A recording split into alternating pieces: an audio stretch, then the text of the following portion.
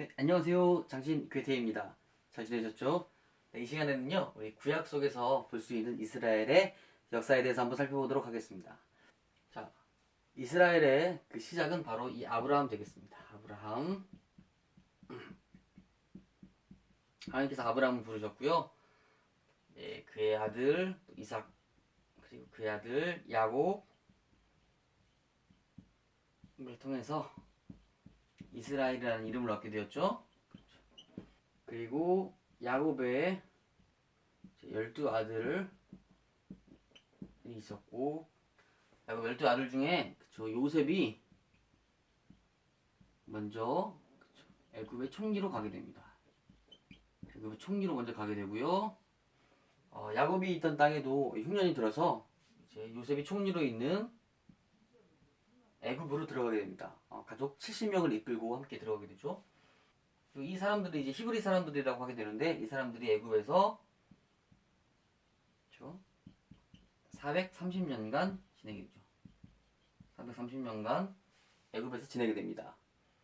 이제 이 애굽 땅에 이제 히브리 사람들이 많아지자 이제 이 애굽 사람들이 이제 괴롭히기 시작합니다. 그래서 이 히브리 사람들이 이제 출애굽을 하기 원하는데요. 그래서 하나님께서 이때 이 모세를 지도자로 세워주셔서 남자만 60만 명, 그렇죠? 처음에 야곱이 애굽 땅에 들어왔을 때 70명이 들어왔었는데요.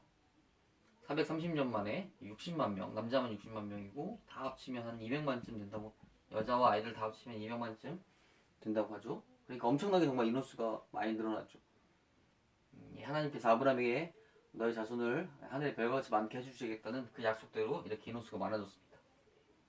모세를 필두로 출애굽을 하였으나 또 하나님께 불순종을 하여서, 그렇죠? 광야에서 생활하게 되죠. 약 40년간 생활을 하게 되고요. 출애굽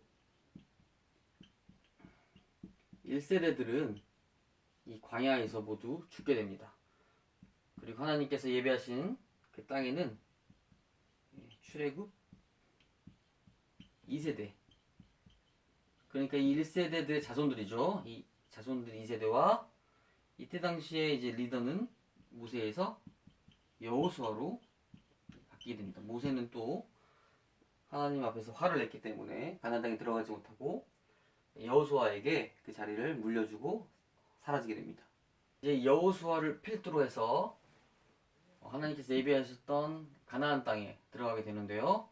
그 당시에 여리고성이라든지 아이성 등을 격파하고 들어가게 됩니다.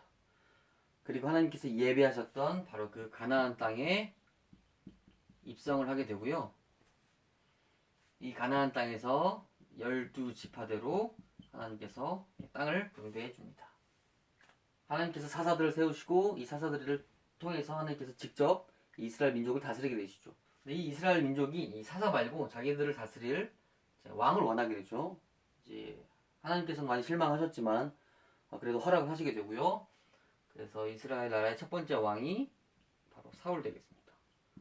사울, 다음에 다윗, 그렇죠. 그 다음에 솔로몬, 그래서요 이스라엘의 3대 왕까지 나왔는데, 이 솔로몬이, 그렇죠, 우상 숭배하는 죄를 범하면서 나라가 두 개로 쪼개지는 벌을 받게 되죠.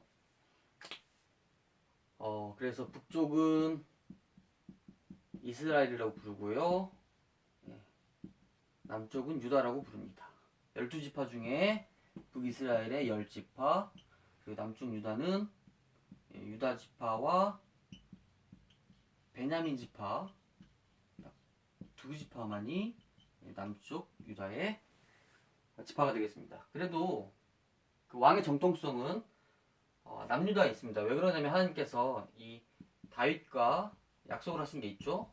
왕위가 너에게서부터 끊이지 않겠다 했는데요. 이 다윗이 유다 지파이기 때문에 예수님께서 유다 지파에서 나시게 되는 겁니다. 그래서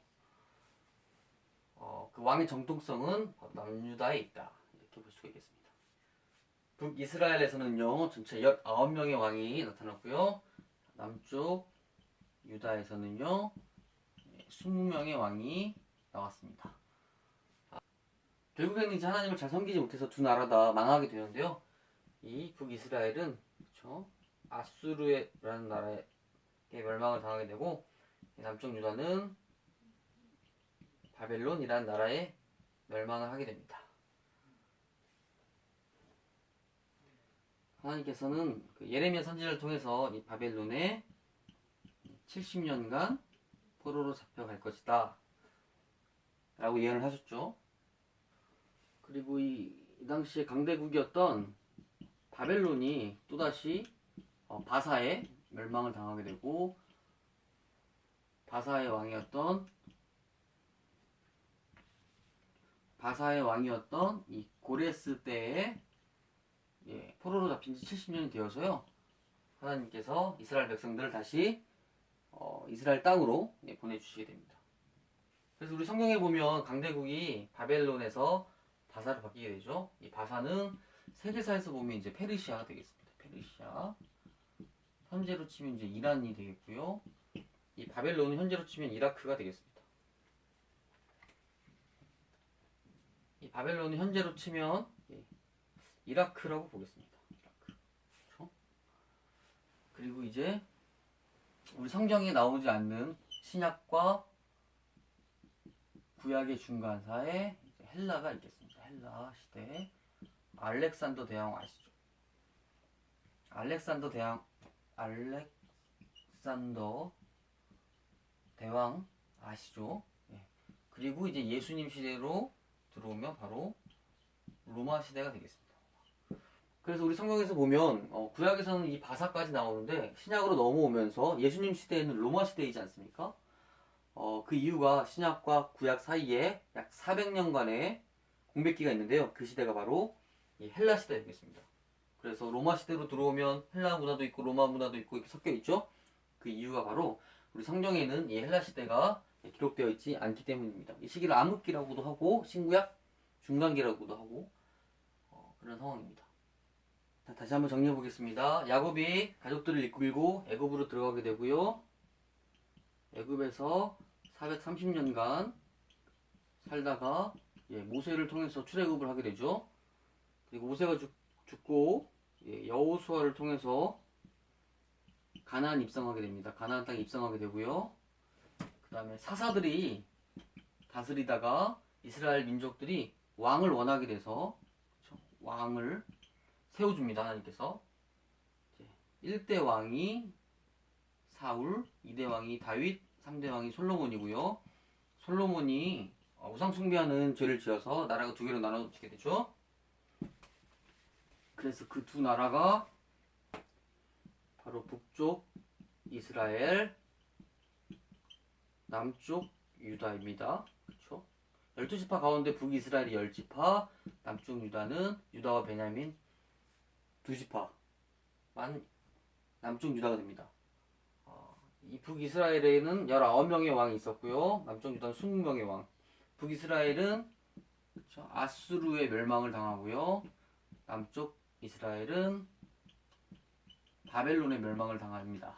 그렇죠? 바벨론에서 70년간 포로 생활을 하고 다시 이스라엘로 돌아와서 생활을 하게 되고요. 그 다음에 이제 신약 시대에 예수님 시대에는 로마 시대라고 그랬죠. 그리고 구약과 신약 사이에 중간기를 헬라 시대, 알렉산더 대왕이 세운 헬레니즘 제국이 있는 것입니다. 그래서 신약 시대에는 로마 시대이지만 헬라 문화가 많이 영향을 끼치고 있습니다. 이렇게 해서 한번 정리를 해봤고요. 그래서 구약 속의 이스라엘 역사 간단히 정리해봤습니다. 조금 어려울 수 있는데 다시 한번 보시면요, 잘 이해가 될 테니까요. 한 번 더 보시기 바랍니다. 지금까지 장신 괴테였습니다.